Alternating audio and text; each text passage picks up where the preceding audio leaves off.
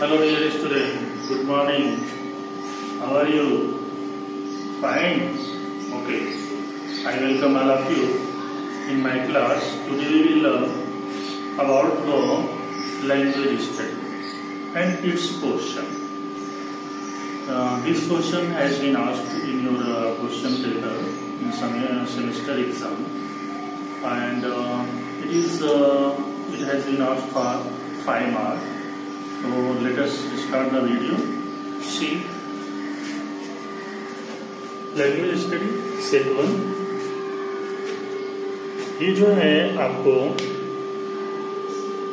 8 number में पूछा जाएगा। तो इसमें आपको कितना अटेम्प्ट एनी 4, यहाँ पे 6 क्वेश्चन दिए रहेंगे। यहाँ पे देखिए 6 क्वेश्चन है पूरे। तो 6 क्वेश्चन में से आपको केवल कोई 4 करने। तो first, see complete the word by using correct letters. अब ये जो है लेटर, ये वर्ड दिए हुए हैं आपके इसी लेसन से। इस लेसन से आपको ये पैसेज आप देखिए वहां पे, और इसे आपको कंप्लीट करना है। जैसे देखो, पहला है लॉफ्टर, LAUG।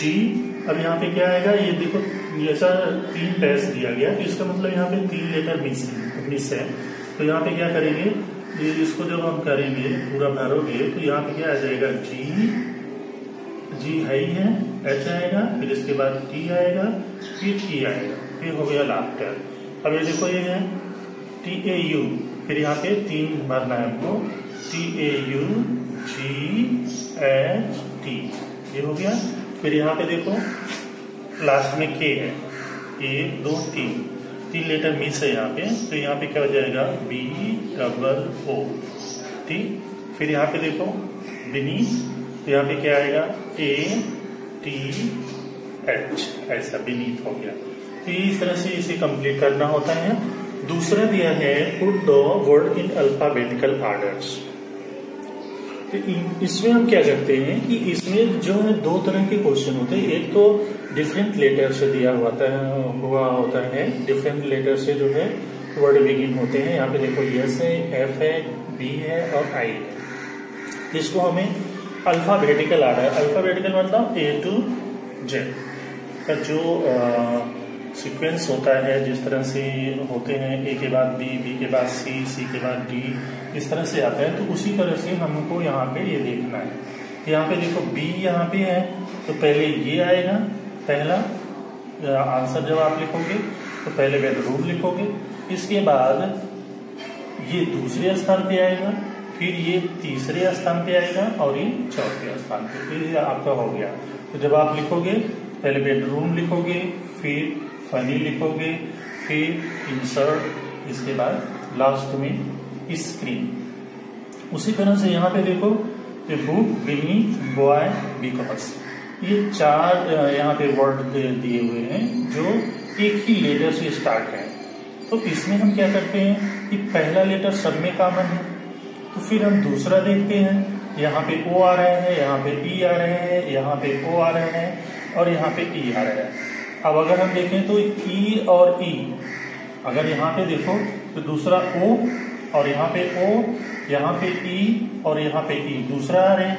तो फिर इसमें देखते हैं कि E में, अब इसको छोड़ दीजिए, पहले E आएगा, इसके बाद O आएगा।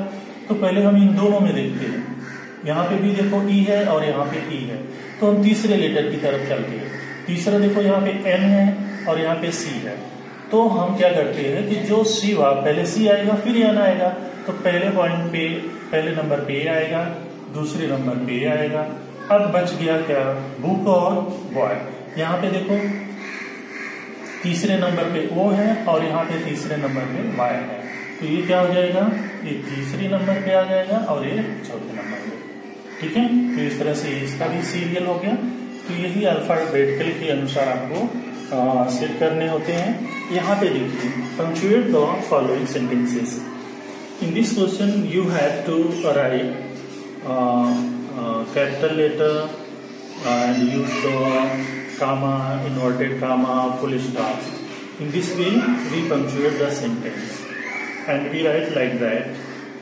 I, it is the first word of the sentence, so it is capital I.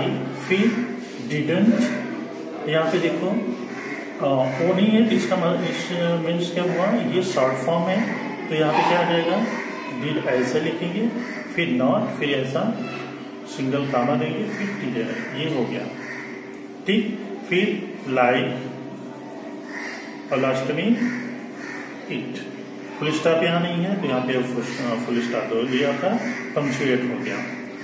फिर इसी तरह से यहाँ पे है स्टार्टिंग लेटर है, स्टार्टिंग वर्ड है, स्टार्टिंग वर्ड सेंटेंस का हमेशा क्या होता है, कैपिटल होता है। यस हमने कैपिटल लिखा, ई लिखा और टी लिखा, अब यहाँ यस है, तो ऐसा लेट से ऐसा नहीं लिखते हैं, जब इस तरह से होता है तो इसका मतलब यहाँ पे एपोस्ट्रोफी ऐसा लिखा लेट्स, फिर इसके बाद गो फॉर वॉक ना, अब यहाँ पे फुल स्टॉप नहीं है, तो यहाँ पे फुल स्टॉप लगा दो, यहाँ का पंक्चुएशन हो गया।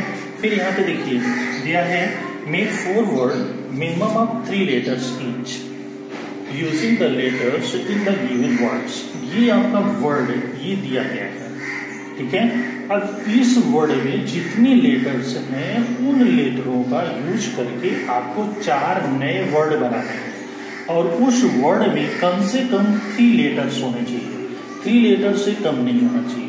तो अगर हम इस में देखें तो आप एक चीज देखो, हमने यहाँ से एम लिया और ए लिया और एन लगा दिया, ये क्या हो गया, पहला लेटर बन गया है।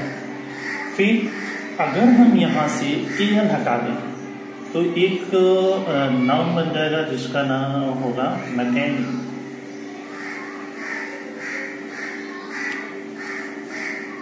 मैकेनिक हो गया, ठीक। अब फिर 2 शब्द हो गए, तीसरा कोई भी शब्द आप देख लो जो भी आपको समझ में आया, जैसे मान लो हमने एच लिया, एच से देखते हैं कौन सा शब्द बनता है, एक देखो ये हो गया, एच लिया, ई लिया, एन, इस तीनों वर्ड जो तीनों लेटर मैंने लिखा इस वर्ड में, वो सारे लेटर यहाँ पे हैं, तो इन्हीं लेटरों का ऐसा यूज करके आपको 4 नए शब्द बनाने हैं।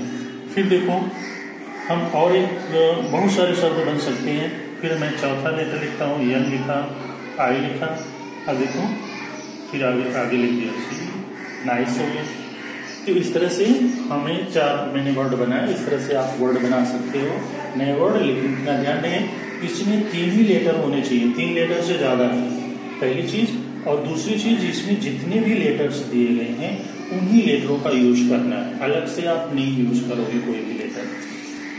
Next, write the related word as shown in the example. यहाँ पे रूम दिया है और इसमें क्या किया गया है, यहाँ पे दिखाया गया है बेड, तो मतलब हमें क्या करना है, एक कंपाउंड वर्ड बनाना है। कंपाउंड वर्ड मतलब जो 2 अलग अलग शब्दों से मिलकर एक नया वर्ड फॉर्म होता है, उसे हम कंपाउंड वर्ड कहते हैं। जैसे बेड, बिस्तर, रूम मतलब कमरा, अगर हम दोनों को जोड़ दें क्या हो जाएगा, बेडरूम। उसी तरह से आपको दूसरा लिखना है, यहाँ पे हमने लिख दिया क्लास, क्लासरूम हो गया। फिर हमने लिख दिया बाथ, बाथरूम हो गया। तीसरा हमने लिख दिया स्टाफ, स्टाफ रूम हो गया, ठीक ना। इस ये हो गया। अब आप चौथा मतलब अब इसको अगर हम करें नया वर्ड बनाए तो बाथरूम, क्लासरूम, स्टाफ रूम ना। अब यहाँ पे और एक आप दे सकते हो, टीवी रूम या स्टडी रूम, ठीक ना। ये देखो हो गया, ये कंप्लीट हो गया।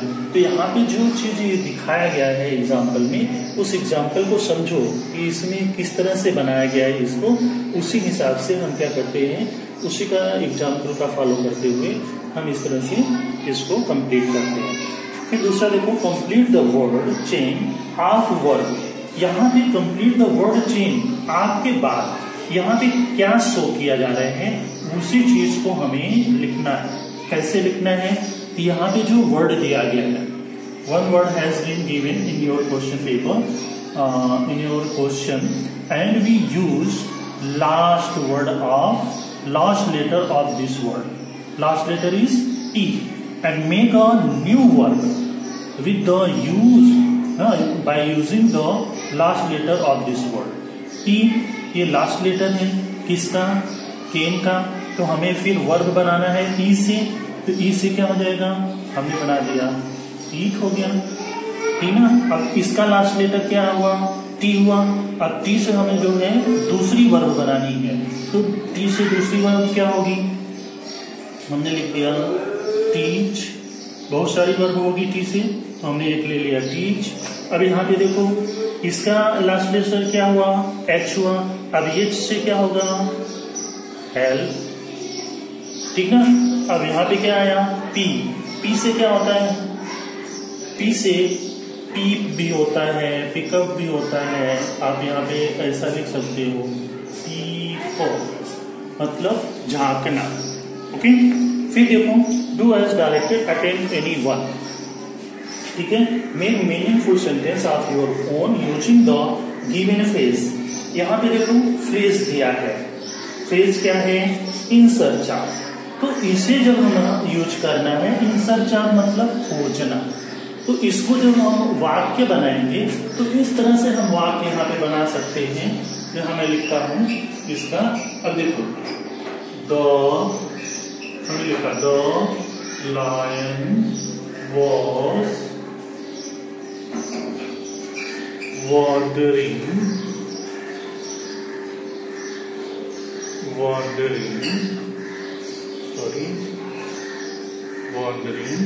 इन सर्च ऑफ फूड ना। शेर जो है मतलब भोजन की तलाश में, ठीक ना। ये क्या हो गया, तलाश या खोज में भटक रहा था, तो ये क्या आपका हमने यूज कर दिया फ्रेज। इसी तरह से मतलब इसमें होता क्या है कि जो यहाँ पे फ्रेज दिया है उसकी मीनिंग आपको समझ में आनी चाहिए कि इस फ्रेज का अर्थ क्या है। यहाँ पे इसका मतलब क्या है, खोजना, तो हमने ऐसा लिख दिया, तो ये आपका हो गया, ये कंप्लीट हो गया। फिर दूसरा देखिए, अब यहाँ पे है add a clause to the following sentences to expand it meaningfully। अब इसे हमें क्या करना है, एक्सपेंड करना मतलब विकसित करना है, विस्तृत करना है, एक मीनिंगफुल वाक्य बनाना है इस वर्ड को लेकर। तो यहाँ पे हम क्लास जो है 3 तरह के होते हैं, नाउन क्लास, एडजेक्टिव का क्लास और एडवर्ब क्लास। किसी भी क्लास का यूज करके हम यहाँ पे बना सकते हैं। तो यहाँ पे नाउन दिया है तो हम यहाँ पे क्या करें, सेट जोड़ दें और इसके बाद कंजंक्शन दैट लगा दें ना। तो हम नाउन क्लास बना रहे हैं अभी। बाकी set that I do not, ऐसा लिख दीजिए, I do not like the school. अब ये नाउन क्लास हो गया। कैसे नाउन क्लास हो गया, अब यहाँ भी आप प्रश्न कर सकते हैं, इस वर्ग में ना मतलब वाट लगा के प्रश्न करते हैं, मार्गी ने क्या कहा। मार्गी ने क्या कहा, मार्गी ने कहा कि वह जो है स्कूल नहीं पसंद करती है। तो ये आपका इतना क्या हो गया, नाउन क्लास हो गया। तो हमने नाउन क्लास का यूज करके इस वाक्य को कंप्लीट किया, ठीक है। फिर देखो दूसरा है अटेम्प्ट एनीवन। यहाँ पे 2 क्वेश्चन दिए हैं, कोई एक आपको लिखना है और यहाँ पे आपको क्या जोड़ना है, प्रीफिक्स और सफिक्स। प्रीफिक्स जो होता है वो किसी भी वर्ड के पहले जोड़ते हैं और सफिक्स जो है वो किसी वर्ड के लास्ट में जोड़ा जाता है। तो अगर हम इसमें जोड़े तो आप यहाँ पे लिख सकते हो होपलेस। हमने क्या जोड़ा, इसमें लेस जोड़ा, ये अलग से एक नया शब्द बन गया। और इसमें हमने क्या जोड़ा, ये क्या है, इसको क्या बोलेंगे हम, सफिक्स बोलेंगे। सफिक्स क्यों को जोड़ेंगे, क्योंकि यहाँ जो है ये लेस जो है इसके वर्ड के अंत में जुड़ रहा है, तो ये होपलेस हो गया। अब यहाँ देखो रेगुलर है, तो इसमें हमें क्या जोड़ना, हमने इसमें आई आर जोड़ दिया, तो ये क्या हो गया, आई आर इसका प्रीफिक्स हो गया। अब बाकी सब दो इससे लिख दीजिए, रेगुलर क्या हो गया, इरेगुलर, अनियमित। तो ये हो गया। इस तरह से आपको इसको हल करना है, सफिक्स जोड़ना है और प्रीफिक्स जोड़ के एक नया शब्द बनाना है। या इन्हीं शब्दों को दूसरा क्या दिया, make a meaningful sentence using any one of the following words. अब यहाँ पे देखो होप दिया है और यहाँ पे रेगुलर, सेम वही वर्ड यहाँ पे हमने लिया है। अब इसको लेकर आप जो है क्या करो, एक नया शब्द बना दो नया वाक्य बनाना आपको इस वर्ड को लेके। तो ऐसे आप लिख सकते हो, I hope that you will pass your exam. ना, मैं आशा करता हूं कि तुम जो है अपना योर, यहाँ पे योर एग्जाम, कि तुम अपना परीक्षा पास कर लोगे। तो मैंने एक वाक्य बना दिया किस वर्ड को लेके, होप को लेके। अब रेगुलर को भी लेके, मतलब इनमें से किसी एक को ही लेके आपको एक सेंटेंस बनाना है, चाहे आप इसको लेके बनाइए चाहे इसको लेके बनाइए, ठीक है। अब दूसरा आप कर सकते हो, आई गो टू स्कूल ना। अब इसको आप लिख दीजिए रेगुलरली। हमने इसमें और एलवाई जोड़ के एडवर्ब बना दिया, आई गो टू स्कूल रेगुलरली या I do my homework regularly, ठीक है ना। तो ये वाक्य दोनों बन गया है इसका और यहाँ पे इसका होप का लेके, ठीक है ना। तो इस तरह से इस वाक्य को बनाना होता है। तो ये आपका सेट नंबर 1 कंप्लीट हुआ। सेट नंबर 2 ये आपके लिए होमवर्क है। इसको आप जो है जैसा मैंने अभी करके आपको दिखाया उसी तरह से इसको आप पूरा करोगे। सेम चीजें दी है यहाँ पे, देखो आपको कंप्लीट द वर्ड करना है और ये वर्ड आपको इस लेसन में दिए गए हैं। इन वर्ड को खोजिए और जो इसमें मिस है, जो लेटर मिस है उसे कंप्लीट कीजिए। दूसरा है put the following word in alphabetical order. जैसे मैंने अभी अल्फाबेटिकल ऑर्डर आपको बताया उस तरह से इसको अल्फाबेटिकल ऑर्डर करना है। फिर पंक्चुएट द फॉलोइंग सेंटेंसेस, ये पंक्चुएट करना है आपको। कहाँ पे कैपिटल लेटर रहेगा, कहाँ पे स्मॉल लेटर रहेगा, कहाँ पे फुल स्टॉप रहेगा, ये आपको करना है इसमें ना। ये 2 सेंटेंस मैंने दिया है, ठीक है। फिर देखो make a meaningful word minimum 3 letters each. जैसे मैंने यहाँ पे देखो बनाया ना, अभी आपको ये बना के बताया मैंने कि 4 आपको वर्ड बनाने हैं। तो वैसे यहाँ भी आपको 4 वर्ड बनाने हैं, 4 वर्ड बनाने हैं। किस लेटर, किस चीज को लेकर, ये जो आपका दिया हुआ है ये पूरा, इसमें जितने भी लेटर हैं उन लेटर का यूज करके आपको क्या करना है, 4 वर्ड बनाना है। जैसे मैं एक बताता हूँ आपको, देखो मैंने एक लिखा नेट। अब देखो ये तीनों वर्ड, तीनों लेटर इसमें दिए हुए हैं, एन भी है, ई भी है और टी भी है। हमने इसको लिख दिया नेट। एक नया वर्ड मीनिंगफुल वर्ड हो गया। इसी तरह से और वर्ड बनाने हैं। यहाँ पे देखिए write the related word as shown in the example. यहाँ पे देखो टीचर है और टीचर में एक एग्जाम्पल दिखाया गया है काइंड ना। तो इसका मतलब टीचर की विशेषता बतलाई गई इसमें। तो यहाँ पे काइंड हमने लिखा। और जो 4 बॉक्स बाकी हैं उसमें गुड लिख सकते हो, जेंटल लिख सकते हो, स्ट्रिक्ट लिख सकते हो, टॉल लिख सकते हो, वाइज लिख सकते हो। मतलब जो ऐसा वर्ड आपको यहाँ पे लिखना है इन 4 बॉक्सों में जो एडजेक्टिव और जो इस टीचर की जो है क्या करे विशेषता बतलाए। ओके, फिर लास्ट देखिए complete the word chain of noun. अभी देखो पहले में हमने क्या बनाया था, वर्ब बनाया था। यहाँ पे नाउन, नाउन मतलब किसी भी प्रॉपर नाउन का यूज नहीं करना आपको। जैसे यहाँ पे आर दिया है ना, तो आर से बोझ भी बना दो, एक नाउन हो गया किसी वस्तु का नाम ना। फिर आर से और क्या बन सकता है, ठीक है।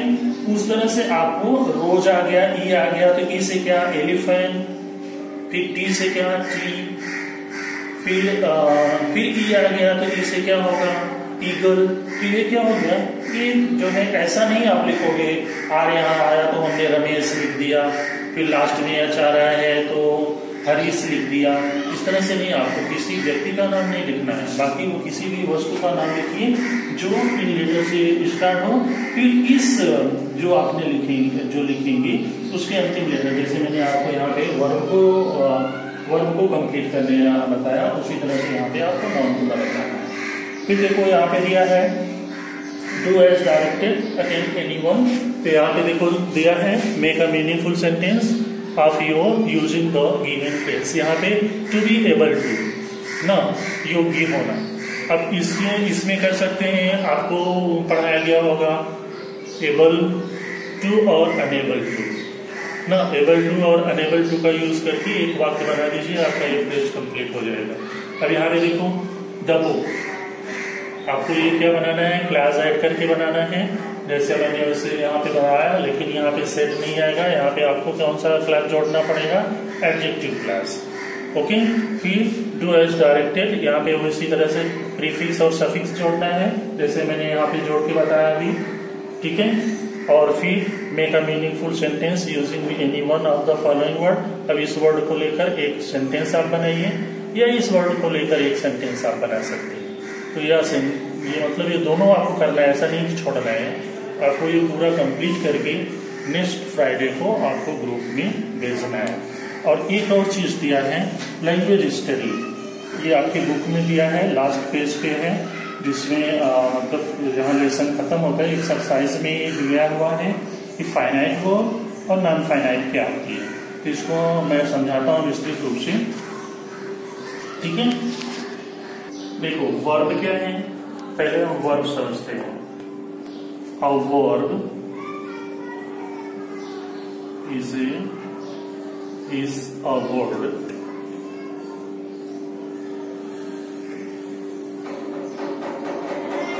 word which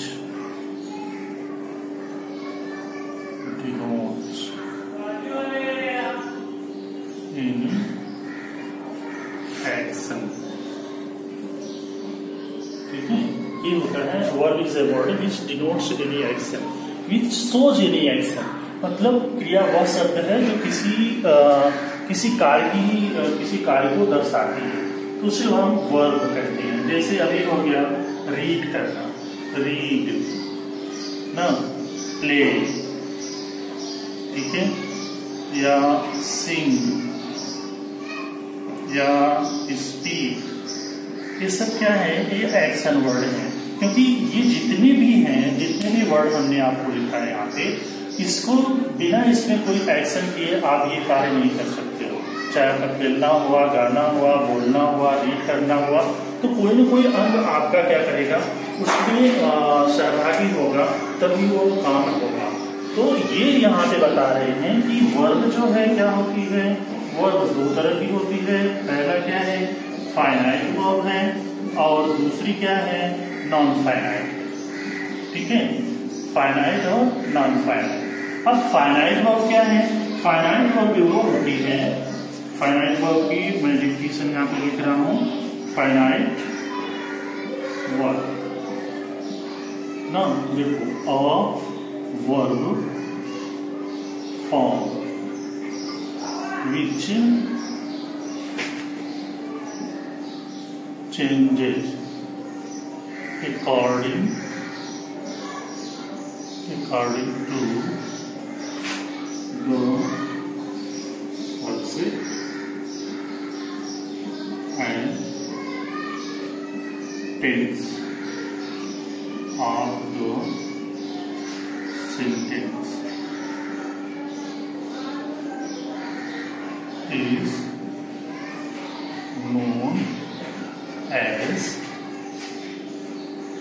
is known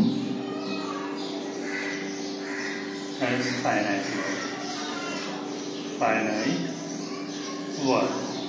ठीक है, अब देखो फाइनाइट वर्ब वो है जो मतलब वाक्य के कर्ता और टेंस के अनुसार बदलती है, इसमें चेंज होते हैं। जैसे एग्जाम्पल आप देखिए, हमने लिखा ही गोज टू स्कूल, हमने यहाँ पे ऐसा लिखा।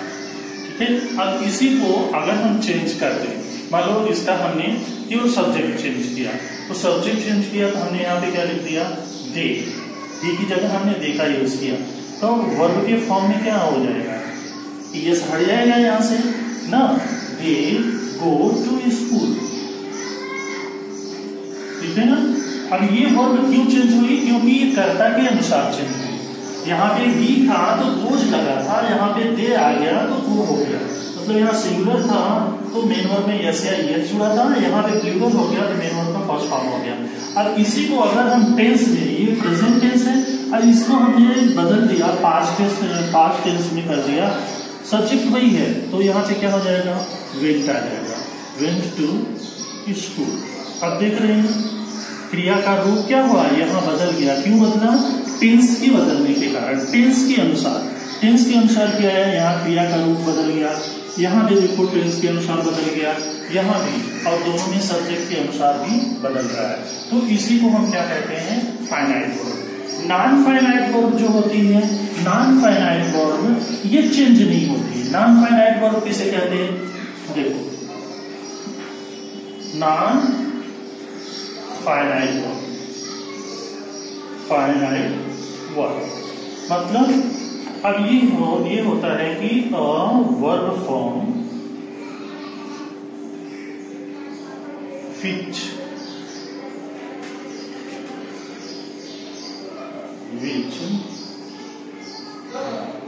does not change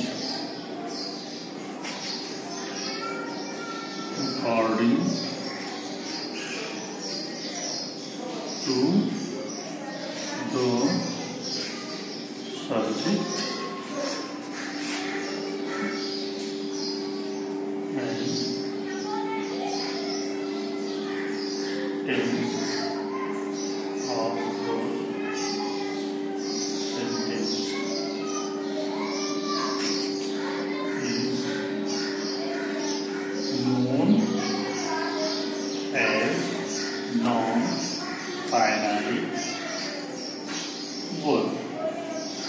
समझे।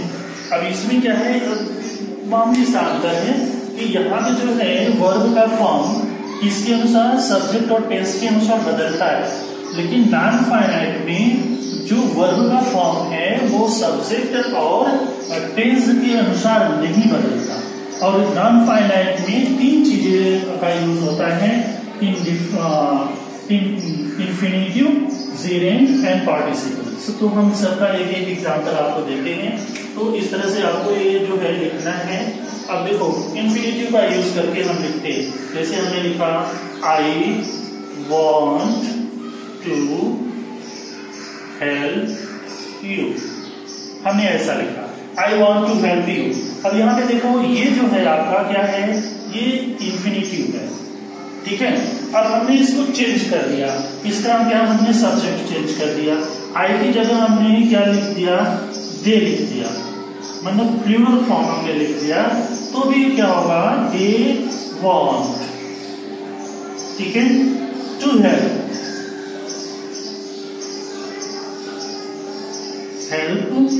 यू। अब देखो इसमें कोई भी चेंज नहीं हुआ, क्योंकि ये भी प्लूरल था, ये भी प्लूरल है, तो दोनों के साथ वांट ही आएगा, लेकिन इसमें कोई परिवर्तन नहीं हुआ। अगर इसका हम टेंस बदलते, जैसे देखो अभी आगे हम इसका टेंस बदलते, जैसे हमने लिख दिया they wanted to help you. अब देखो यहाँ पे, अब यहाँ पे देखो ये प्रेजेंट टेंस में है, तो वांट लगा है, यहाँ पे फॉर्म बदल गया, लेकिन इसके फॉर्म में कोई परिवर्तन नहीं हुआ, क्योंकि इंफिनिटिव में कोई भी हमेशा वर्ब की फर्स्ट फॉर्म आएगी। आपकी जो पहली वर्ब का फॉर्म है ये फाइनाइट वर्ब है, और ये आपकी नॉन फाइनाइट वर्ब है, समझे। तो इस तरह से ये जो है नॉन फाइनाइट का यूज है। दूसरा है यहाँ पे जेरेंट का यूज करना। तो जेरेंट का यूज जैसे हमने जेरेंट का यूज करते हैं, तो जेरेंट में भी क्या होता है कि कभी उसकी हेल्पिंग वर्ब नहीं, मतलब वो कभी चेंज नहीं होगा। जैसे हमने लिखा आई लाइक रीडिंग बुक। यहाँ पे ये आईएनजी फॉर्म जो यूज हुआ है वर्ब का, ये किसके रूप में हुआ है, जेरेंट के रूप में ना, जेरेंट के रूप में यूज किया गया है। तो ये कभी भी चेंज नहीं होगा, भले यहाँ आपका सब्जेक्ट चेंज हो जाए, टेंस चेंज हो जाएगा। जैसे अगर हमने यहाँ पे लिख दिया राम लाइक्स ना रीडिंग बुक। अभी इसमें देखो चेंज हुआ क्या, नहीं चेंज हुआ, ये रीडिंग नहीं चेंज हुआ, चेंज क्या हुआ, ये फॉर्म चेंज हुआ, तो ये क्या हो गया, नॉन फाइनाइट हो गया, और ये क्या हो गया, फाइनाइट वर्ब। इसके फॉर्म में परिवर्तन हो रहा है सब्जेक्ट और टेंस के बदलने पर, और इसके फॉर्म में कोई परिवर्तन नहीं हो रहा है, चाहे आप कोई भी टेंस लिखिए, चाहे कोई भी सब्जेक्ट लिखिए, इसमें कोई भी परिवर्तन नहीं होगा। तो ये है कि अगर नॉन फाइनाइट वर्ब में किसी भी तरह का कोई परिवर्तन होता है, कोई भी परिवर्तन किया जाए, तो उसमें क्या होता है कि कभी भी उसके फॉर्म में परिवर्तन नहीं होगा, चाहे आप सब्जेक्ट चेंज करो, चाहे टेंस चेंज करो, लेकिन नॉन फाइनाइट का वर्ब फॉर्म कभी चेंज नहीं होगा। लेकिन फाइनाइट वर्ब का वर्ब फॉर्म उसके टेंस और सब्जेक्ट के अनुसार हमेशा बदलता रहेगा। एक लास्ट है पार्टिसिपल। पार्टिसिपल्स का यूज क्या है कि जैसे हमने लिखा hearing this news, she fell down। ठीक है, ये हो गया। अब यहाँ पे ये आईएनजी फॉर्म है, यहाँ देखो ये सब्जेक्ट है और यहाँ पे ये क्या हो गया, आपका पास्ट सिंपल हो गया। अब इसी को अगर हम चेंज कर दें, लेकिन इसके फॉर्म में कोई परिवर्तन, हियरिंग दिस न्यूज, अब यहां हमने कर दिया दे फेल डाउन। हमने चेंज क्या किया, इसको सब्जेक्ट को चेंज कर दिया, लेकिन ये चेंज हुआ क्या, ये कभी नहीं चेंज होगा। इस तरह से ये एग्जाम्पल है आपका। तो ये आपको इसका वर्ब का डिफिनीशन और नॉन फाइनाइट वर्ब का डिफिनीशन, फाइनाइट वर्ब का definition with example you write in your notebook and send me on Friday in your WhatsApp group. Okay, we will meet in the next video with the new topic. Okay, thank you.